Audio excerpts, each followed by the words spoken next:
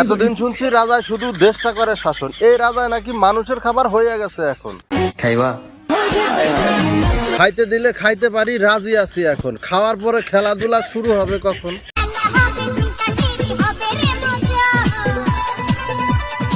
মজা আমি দিতে পারবো, নাই তো কোনো বাধা। ওর না দিয়ে রাজা ডাকলে লোকে বলবে গাদা। রাজার সাইজ ছোট হলেও জাকিতে সে পাক না, সাবধানে একটু নাড়াচাড়া দিয়েও খুলে যাবে কিন্তু ডাক না।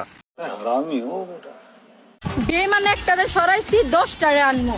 আল্লাহ কি দেখতে শুনতে কম দিছে নাকি? পিছনে সিরিয়াল লাগাই দিন। আপামনি দেখতে শুনতে ভালোই আছেন, চেহারাও তো অনেক মায়া। 11 নাম্বার সিরিয়ালে আমি দাঁড়াতে চাই, যদি হয় আপনার দয়া। ও ইয়ার,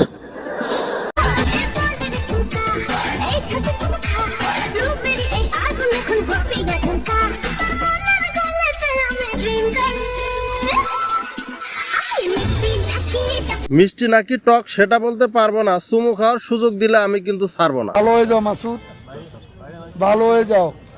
কাদের কাকা ভালো তো আমি হতেই চাই। তা হয়েছেটা কি শুনি? না তেমন কিছু হয় নাই।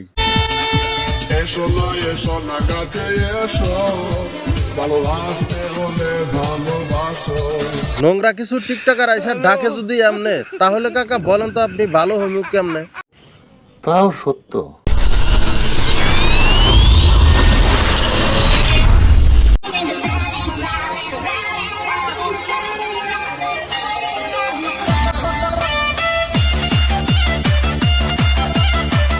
গাইস সাইজ কোনো ম্যাটার না, জাগতে তবু হবেই। সাইজ একটু বড় হলে খুইলা যাইতো কবেই।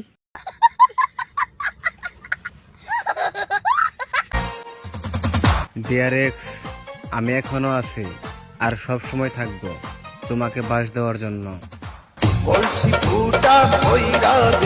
গাইস খেয়াল করলে দেখতে পারবেন বাস দেওয়ার ইশারাটাও কিন্তু সেই ছিল। তাই গাইস আপামনি কি বাস দেওয়ার কথা কইলো নাকি গিটার বাজানোর কথা মনে করে দিল, কিছুই তো বুঝতে পারতাছি না।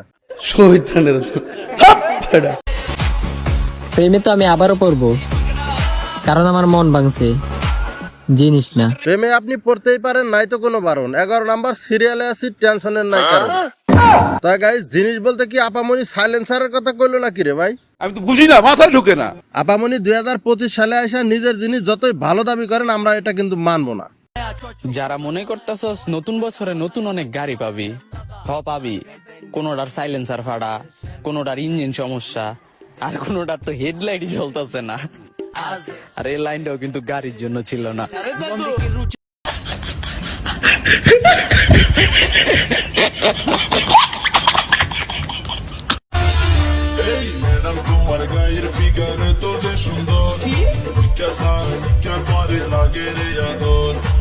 চেহারাটাও সুন্দর আছে, ফিগার তো খুঁজে পাই না। ভাবছিলাম ডাবের সমান, এখন দেখি বড়োর সমানও হয় না।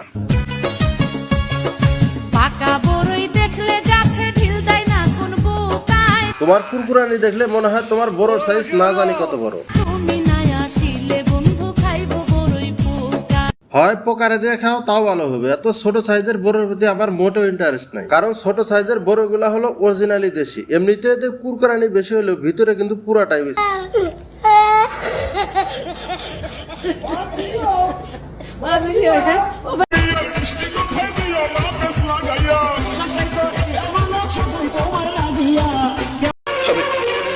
আমি বিশ্বাস করি না,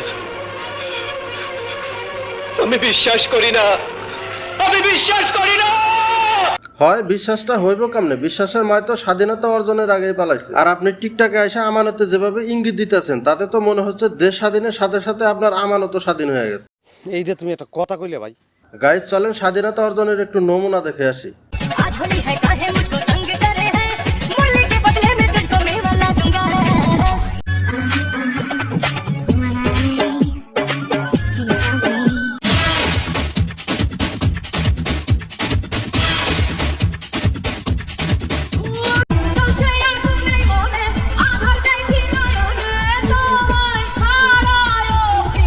আপামনি ভিডিও দেখে মনে হচ্ছে আগুন শুধু আপনার মনে লাগে নাই, মনে হচ্ছে পুরা বনেই লাগছে। কারো কারো তো থাকার বাকিটুকু কইবার চাই না, লিজেন্ডরা একটু বুঝা নিয়েন। তো আপামনি এই বনের আগুন নিবানোর জন্য তো পুরা বন বিভাগের কর্মচারী লাগবে বলে মনে হচ্ছে।